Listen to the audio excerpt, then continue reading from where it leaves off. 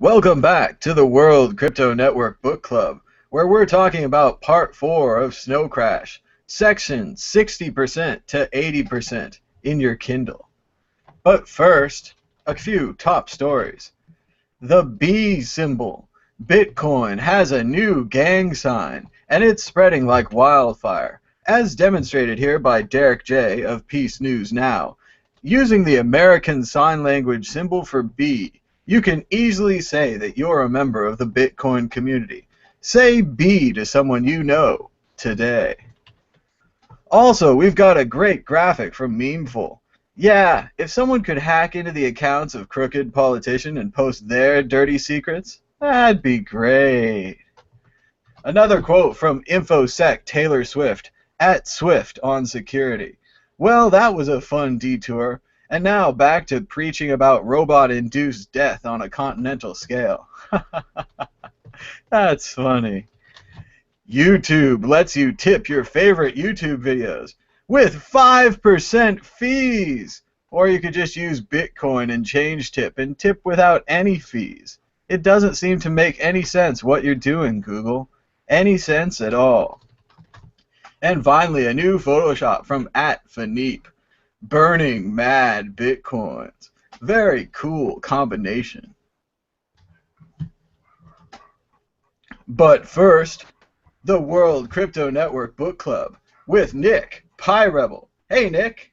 Hey, Tom, how's it going? And how's everybody else doing that's going to either watching us live or going to be watching this later? I hope you're having a good one and are enjoying this book. It's going good, and remember, the great thing about these videos is you can watch them now and you can watch them later. If you haven't read the book, you can watch previous sections and catch up. These videos will be on YouTube, and just enjoy Snow Crash. That's what this is all about. So first we're going to start with a quote about YT's mom. YT's mom, as you all recall, works for the feds. And working for the feds is a creepy kind of existence. Let me close this. Sorry, the noise was bothering me. And she always walks up the center of the ramp, between the rows of parked cars, so that the EBGOC boys won't think she's lurking, loitering, skulking, malingering, or smoking. The feds keep a very close watch on their employees, as the next section says. She got cavity searched every day for a month once, right after she had spoken up at a meeting and suggested that her supervisor might be on the wrong track with a major programming project. Again, this is showing the worthlessness of their organization. The feds have an opposite of the holacracy organization that Chris Ellis has discussed with us, where everyone is a part of the system, everyone wants to speak up. Like, if we were on a submarine, you'd want to tell the people about the leaks. If you're on the Fed submarine, you want to walk by the leaks and make sure you don't put your prints on them, right? This is pretty much it's a destructive. Not only walk by them, pretend they don't even exist. Like, you can't even acknowledge these leaks or you'll get, punished. And additionally, their use of resources just continues to be so Fed-like, as it says here. If you took the elevator, no one would actually say anything, but it would be noticed and written down and taken into account. So they can't even use the elevator at their facility to save power, and not really to save power, really because they have some kind of strange Big Brother system going on with the whole Fed thing, which reminds us of as what we've been talking about recently with the way that the NSA and CIA employees, their lives must be. They really do have Big Brother. They know that they're being watched. They're in the watching game.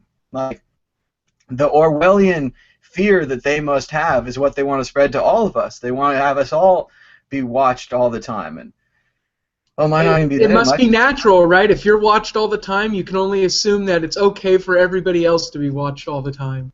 Absolutely. They can't even see that it's wrong. It's already happened to them so much, and they're already so fearful of it. They've wired that all in. They don't even realize that they're fearful anymore. They're trapped.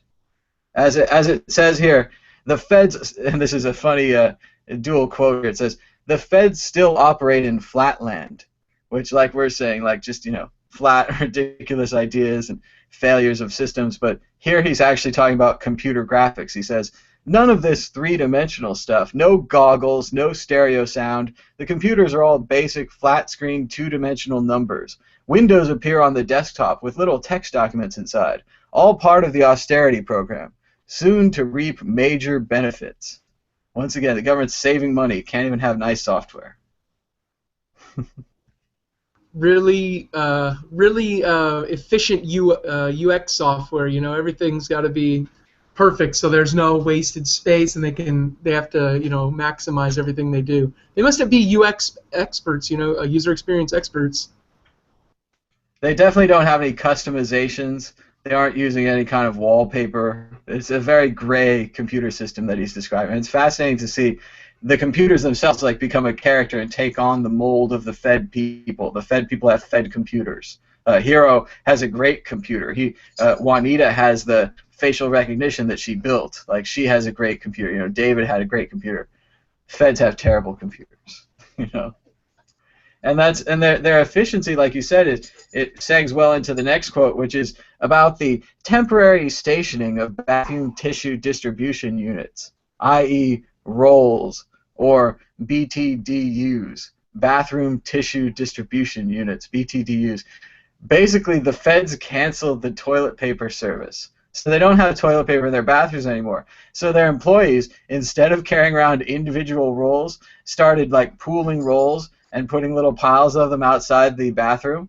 And the feds noticed this, and they wrote an incredible memo, which I will save you time by not reading it to you. But when you read the book, incredible memo about how to store the toilet paper in these outside cubbies. That's my favorite thing, by the way, in this whole book. I love this book. There's so many great parts, but the memo is just so freaking good. Because I could imagine like coming to work and seeing that memo, on the desk, or getting an email sent around from like the office manager. This is what we're doing with the toilet paper.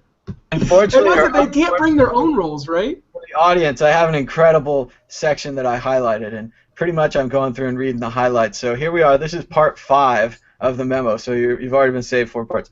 Cash pool donations. This is how to regulate the buying and selling of the toilet paper. As with all monetary transactions within the U.S. government, must use official U.S. currency. No yen or Kong bucks. That's a good point there. Remember, the U.S. currency is constantly inflating out of control and like pretty much is like losing value all the time.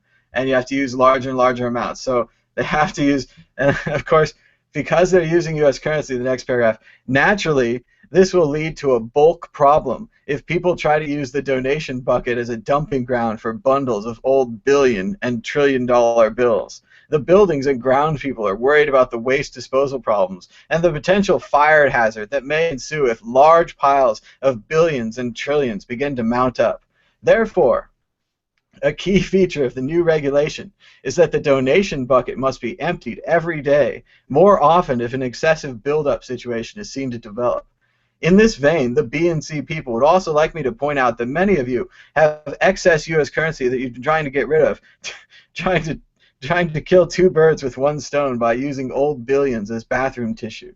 While creative, this approach has 2 drawbacks. It clogs the plumbing, and it constitutes defacement of U.S. currency, which is a federal crime. Don't do it. And then it's practically a communist ending. Join your office bathroom tissue pool instead. It's easy, hygienic, and it's legal. Oh, this is so good. That memo is just so freaking good. It's hard to explain because it's just like kind of out of nowhere. Boom! You have to read this memo. That's totally in the actual like universe. It's brilliant. And again, Stevenson really shows the freedom of a writer here. Just as earlier we were getting a major lesson on Sumerian language and pretty much getting the whole plot like fed to us there in this middle section, he gives us a huge memo as well, and it's just the memo is fed to you. And the memo work actually continues as he's timed out how long it should take you to read the memo. Because if you read it too fast, you might not care. What I liked is that exactly 15. It said this should take, the estimated reading time is 15.62 minutes. So if the person takes 15.62 minutes exactly to read it, they're a smartass and they need attitude counseling.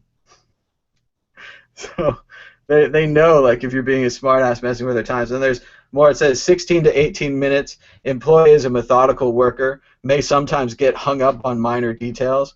More than 18 minutes. Check the security videotape. See just what this employee was up to, e.g., possible unauthorized restroom break. So. One thing I found kind of funny about the way the feds are portrayed in this is that they're such penny pinchers, but they're really not penny pinchers if you look at like the lavishness of, some of their pay and pensions and etc. And I guess that may have to change if their currency just goes kaput and everybody starts leaving it. And they're constantly giving each other polygraph tests. In the next note, it says, the crown of thorns closes over her head. She feels the pricks of electrodes through her scalp, and she's getting her. They're putting drugs in her, truth drugs, and they're going to get the truth out of her. So, looks like the next quote is from a Snoozin' Cruise, which used to be a nice place. Let me skip down to this next quote. Here we go. This is a great description of the Snoozin' Cruise. They used to claim it was a campground, tried to design the franchise with a rustic motif, but the customers kept chopping up those log and plank signs and wooden picnic tables and using them for cooking fires. Nowadays, the signs are electric polycarbonate bubbles. The corporate identity is all round and polished and smooth, in the same way that a urinal is, to prevent stuff from building up in the cracks. Because it's not really camping when you don't have a house to go back to. That's true. That part's great too. I like where we're getting to with the camps and the city that he's about to roll into. Hiro, our protagonist. And it just always gets me that his name is Hiro Protagonist. So then he goes up to the town hall, he talks to the natives a little bit, and they learn that Raven got onto the military submarine, and that at one point Hiro meets some guys who have the following words tattooed in block letters across their foreheads. Mood swings. Oh, let's see, I have to click into the quote to get the next word. Mood swings, racially insensitive. And then the guy says, some horrible racist things to them, and Hiro surprises them by saying, "Thank you," and promptly chopping off their heads. So they give chase, and he books it, and it slices through the inflatable wall to escape. It was great. They're in an inflatable building. The town hall is an inflatable building, which is, again, the impermanence of this society. Everything is falling apart. Everything's new. Everything's constantly in flux and shifting. And that's why it's such an interesting book. He talks about how customs are going to take 2 hours in the feds because they don't have a modernized system. So perhaps they're even using file cabinets. Like, we don't even know how bad it is.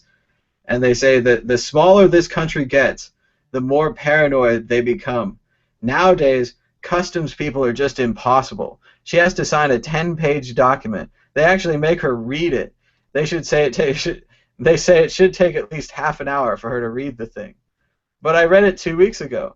It might have changed, the guard says, so you have to read it again. Just more Fed control and bureaucracy there. That's too funny because she like snaps at the guy. How dare you? I need to get in here. You want it to be late? If it's late, it's on you. And whoa, he changes his tune real quick, right? He doesn't want to be the one responsible for delivery being late and holding up everything that else is going on. So he quickly moves out of her way, and she, sticks out her chest all proud. And again, the feds aren't actually looking for the package. YT is the greatest courier ever because no one ever wants her package. They just want YT. So the feds take YT, capture, and she ends up on a boat or something. You can't skip how she almost escapes their capture, though. She busts out all her special goodies, her spray can that knocks you out. Not like pepper spray, but straight punches to the face, and she busts out her, her electric like baton and just starts wrecking people. And that cool like sonic booster or whatever in the front of her board to blow out the window. But she still gets caught by a Fed sniper. Too bad, YT. There's also some other stuff I skipped. I tried to skip a couple quotes, but I'll go through them shortly.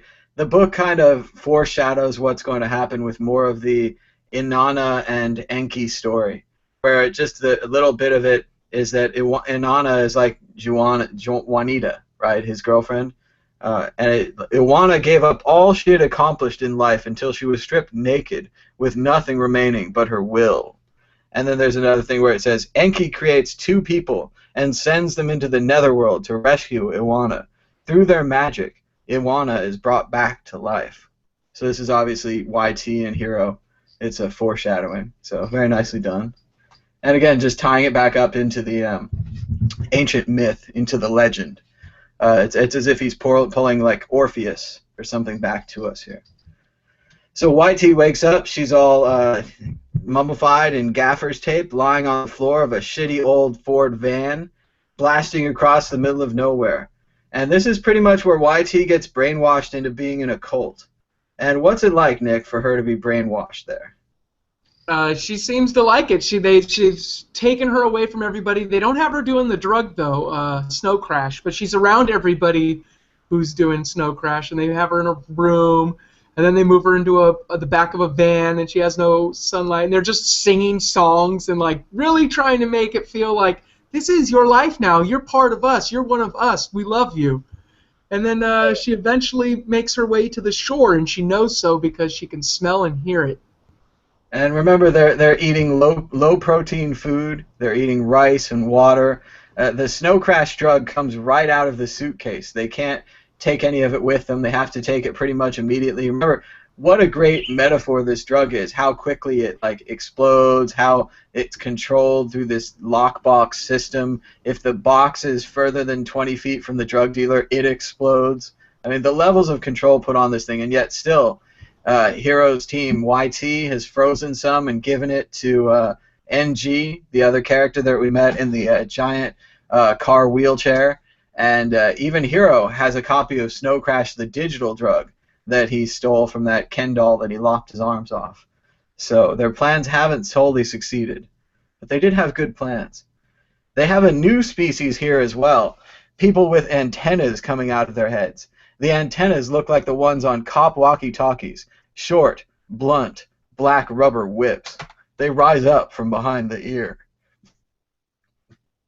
So very creepy. They're starting to control some of these snow-crashed out people with actual remote control antennas. And the raft is really starting to look like a cool thing. Like he's got all these different programmers all brainwashed, and now he's got them tied together with an antenna system. So YT realizes that she's brainwashed, and now she's pissed.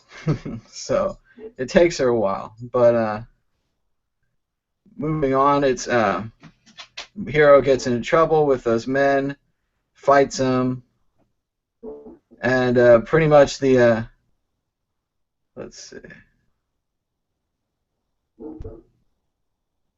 Well, I guess it starts off Hero's trying to get on the boat, right? Have we done it where he gets on the boat yet, Nick? See, we're lost, Nick. They're on the which boat are we talking about? Are we talking when Hero's down at the town and he sees everybody looks to be preparing for war?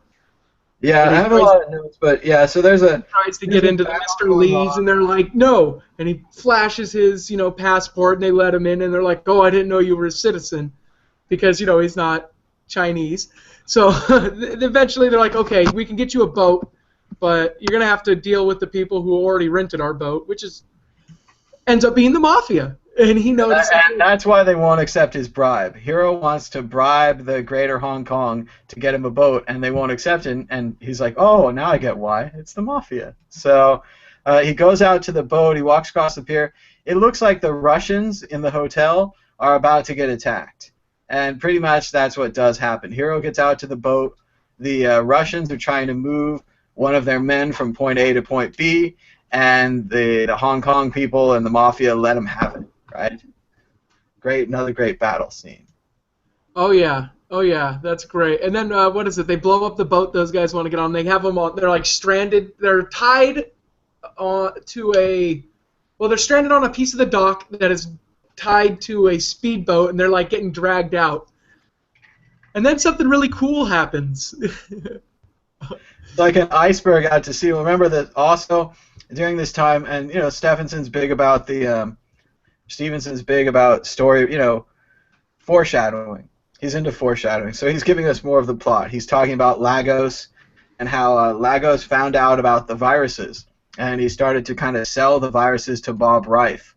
But Reif stopped working with Lagos and went out on his own, bought a bunch of programmers, bought the original Sumerian stones themselves, and now he has his own program, and that's how this all came to be. The Mafia, Lagos, Juanita, and now Hero and YT are all working together in kind of an anti-Bob Reif coalition. Somewhat like Anonymous. Exactly, because it's another sign of the decentralized nature of Snow Crash is that this coalition is strange bedfellows. Like, Hong Kong's not friends with the Mafia. Like, all these different connections normally don't happen. But in this situation, the world was so threatened by what Bob Reif was doing on the raft that these forces had to get together to counter him. It's kind of like the story of World War II, if you look at that as well. So we move on past that, and things change suddenly for the people out on the boat as Raven appears out of nowhere on a canoe. And he's so small that none of their weapon systems can really attack him, and he seems to have some kind of a glass harpoon that he is just tearing people up with. And he's tearing their ship up. They blow up the ship. The Hong Kong people go from winning to losing. Well, the sub did come up too, remember? Didn't they get fired upon by the sub's Top Gun? That was it, yeah. The nuclear sub pops up, and then that's probably where Raven came from and where he got his nuke and everything. But so yeah, the nuclear sub attacks their ship. The stakes are raised again, and the Hong Kong people soon. The captain, one of the mob guys, the guy with the one eye or something, and Hero are all out on this boat. And the great line, I don't have the quote here, but I recall the quote. He says, the captain laughs and he talks about how a life preserver out here basically turns you into a floating smorgasbord for sharks, and that this life boat that they're in, the big orange one with the roof, they're like, this was designed for the old days when all you had to do was be orange and float, and someone would come and rescue you. Things aren't like that anymore. And we soon find out that that's very true as they run into Bruce Lee and his crew of pirates, who, like all good pirates, well, they're not really gay, but when they're at sea for a long time, they're looking for anything with a hole. So pretty soon, they've got Hero and the captain butt naked, showing the length and size of their assholes to the pirates. And the pirates are measuring them to see if they're going to have a quality fit. They either are going to have to accept the offering or listen to reason. So, I mean, yeah. And the reason is an interesting thing because all the time that Hero and the Mafia guy and the captain are floating around on this rowboat, there's a strange package floating along underwater, and it's steaming, right? And even Hero casually notes at one point, he says, boy, these pirates sure should think twice about attacking a small rowboat with a package that's steaming underwater. Like, even Hero and the captain have made the assumption that this is a nuclear power supply. The Mafia guy has a nuclear power supply, and he doesn't seem to be worried about anything. He's mainly worried about reading a manual, right, Nick? It's another three-ringed binder, right? And it even talks about, let's see the quote here, maybe I'm skipping ahead, but whatever. It talks about the three-ring binder, and it says that this is the kind of binder that you get in a high-end tech shop where they're too busy to make a nice binder, so they send the secretary out at lunchtime to go get a bunch of binders, and that everything's kind of rushed, and that the employees at these tech shops, they want to write the manuals last, right? They want to do all the good stuff, all the fun stuff first. So he's got a manual, and it's for a program, like you said, a program called Reason. And I'm not sure, does he use Reason right away, because I'm getting a whole bunch of quotes here about Raven and what they're up to. So maybe we'll take an interlude before he does jump into using the Reason once he realizes that they're not going to get what they want from Bruce Lee very easily. So he uses Reason, and Reason fires a bunch of small shards of glass or metal or something at the boat, and they're so small and so fast that they cut up everything. So this guy's just tearing up human bodies, tearing up the boat. The boat itself sinks. It was a larger boat. Like everything goes down, and the mafia's good. Ah, good. They listen to Reason. So, but then we've got a lot of quotes from Raven and YT, who are both on the raft now. And YT's working in the cafeteria, scooping out fish guts to people. And Raven comes up through the line, and YT's quite taken with Raven, don't you think, Nick? There we go. Yeah, she seems to be quite into him, like his presence. He just like oozes, masculinity, and she cannot help but fall for him. She has it's funny. You want to say it's badly written, but it's also funny. It's like she has a tingling in her nether region. But that's great. It gets the point across. And yeah, it says right here, she tries to ignore a sudden warm, tense feeling down between her legs. So, and they talk about his name's Dmitry Ravanov, and I'm an Alute, and we're the people that have been fucked up more than any group on Earth. They've been used as a nuclear test target, all this stuff that's happened to Alaska. So it fills around that. Compared to me, those Moby Dicksters were faggots. What kind of stuff do you harpoon? You name it. Because remember, Raven is just the king of this new glass harpoon, and he's been sober for 8 years. Used to be an alcoholic. Everyone on the raft's afraid of him, so he just kind of tears across the raft.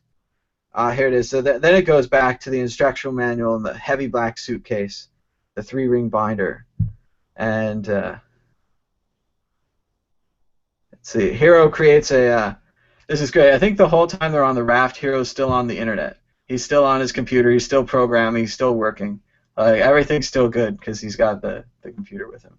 And Hero creates a program called SnowScan. And SnowScan would block your computer if the snow crash virus came up. So it doesn't seem like it took him much at all, and he's now saved from the virus. So it was pretty easy. Then he creates an invisible avatar, and he starts getting a new vehicle for the metaverse, which is a motorcycle, which they used to ride back in the day. But now he's going to ride the metaverse. So it's pretty cool. Then there's this section where he says, I knew they'd listen to Reason. It fires metal splinters. They go real fast. More energy than a rifle bullet. It's like a railgun or a Gauss rifle. And DU as well. So again, Stevenson predicting the future here with depleted uranium weapons. We use those in Iraq War. So the people are babbling. Bruce Lee's skippers. Then the Americans fucking nuked us. Can you believe that shit? Raven says. So, as Raven's father was nuked twice at Nagasaki, then he was nuked again at the Alaskan test. So just again bringing all the nuclear tie-ins to Raven. Raven's truly a guy of the nuclear age. He has a missile. He was born from missiles. He's angry about missiles. And as YT says, great. She's got a new boyfriend, and he's a mutant. Explains one or two things. Always good stuff from YT. Meanwhile, there's an attack on the raft. There's some fires burning. If you see people with antennas coming out of their heads, try to kill them first because they can talk to each other. What Raven says the only thing he can do. They went to the cabin, right? Or the little like nasty restaurant in the back that supposedly has the best food and. Yeah, Raven pulls YT's hand and takes her on a tour of the raft as they jump from ship to ship. Everyone's afraid of Raven. They all know who he is, and they go to some strange little Chinese food place out there. And looks like I'm reaching about the end of my notes. There's only one more section I was really looking for. There's a section where the Mafia explains why they're going to go save... yes, why they're going to go save YT. And that's the That's the mission. That's what everybody knows as the mission, to go rescue YT. But that's not why the Mafia does anything at all. That's the cover. That's how they, make nice with everybody or keep their plans under wraps. Is, oh, we're just going to go help somebody. But really, there's way more to it than just, delivering pizza, for instance. And that's why it says here, I found the quote, it says, understand the Mafia way. And the Mafia way is that we pursue larger goals under the guise of personal relationships. So, for example, when you were a pizza guy, you didn't deliver pizzas fast because you made more money that way, or because it was some kind of a fucking policy. You did it because you were carrying out a personal covenant between Uncle Enzo and every customer. This is how we avoid the trap of self-perpetuating ideology. Ideology is a virus. So getting this chick back is more than just getting this chick back. It's the concrete manifestation of it. It's the concrete manifestation of an abstract policy goal. And we like concrete. Right, Vic? I like the Vic character. That guy is good. He's got very few lines, but he's always, snapping. He's always reading the same little book. I guess it looks like it's had some wear and tear. He's had it with him for a while, I guess. They say that Vic the sniper was perfect for waiting. He was ready to wait it out on the little raft. Everyone else got bored, but he just had his book, was right to it, and when it was time to get down to the sniping, he was right on that as well. So a good character, Vic. But that pretty much explains what's going to come up in the next section. YT is hanging out with Raven on the boat, and it's time for Hero and his surviving friends from the mob to go in and rescue her, as well as rescuing Juanita, solving Bob Rife and the raft, and defeating his Snow Crash virus. So it's all coming up in Part 5 of Snow Crash. The final section, 80% to 100%. What pages was that, Nick? Maybe 300 page to 400 page, something in that range? Yeah, Maybe. Something like that. I think the book's like just shy of 450 or something like that. Is it? I think so. But the very last of it is also just like some notes, too. It's not on the Kindle at least. I think like the last 4 or 5% is like notes on his book and like things like that.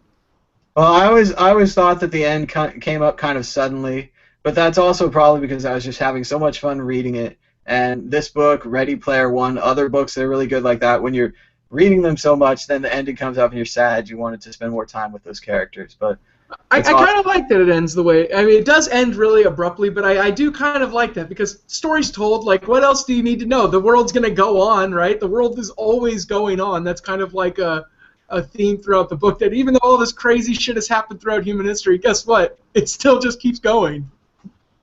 Absolutely, and we're going to keep going next week when we finish up Snow Crash. After that, we're probably going to start Neuromancer by William Gibson, so if you want to look up that. And probably after that, we'll see maybe Ready Player One. You can vote at the World Crypto Network Book Club on Goodreads.com. We've got a link on the World Crypto Network Reddit. We'll try to get some better links for down here in the description, but I just got back, and they just changed YouTube so you can put descriptions on live videos now. So I have to get a bunch of live video descriptions. But everything else is going good. I think we're about ready, so anything else to add, Nick? I think we should ping Richard Garriott on Twitter this week and see if we can get him to join us for our closeout show. Maybe if it's just a comment or two, We should also try to get YT, Marguerite, the coin artist, on here. And especially this is their last chance. And let's go ahead and throw in, the last section's probably pretty short, is kind of what you're saying and what I'm remembering. It's been a long time since I read it. But it's really fast. We could also talk about just the general themes of the book, maybe our favorite parts, just go back through it. Anything you want to bring up, talk, meta, talk the larger plot. So we'll do all that next week as we wrap up Snow Crash. And again, you could join, you could ask questions at home. There's only about 2 of you watching live. We didn't really announce this, even though it's kind of the regular time when we've been doing it. We had a week off. I can understand why some people weren't sure if we were going to be doing it this week. Well, we were off 2 weeks because I had the personal issue. I wasn't able to make it, and then I was out of town. So we have had a pretty big break in Snow Crash, not intended, but hopefully we'll just finish up as normal next week and get right back on track. And until then, say goodbye, Nick. Goodbye, Tom. Goodbye, Nick.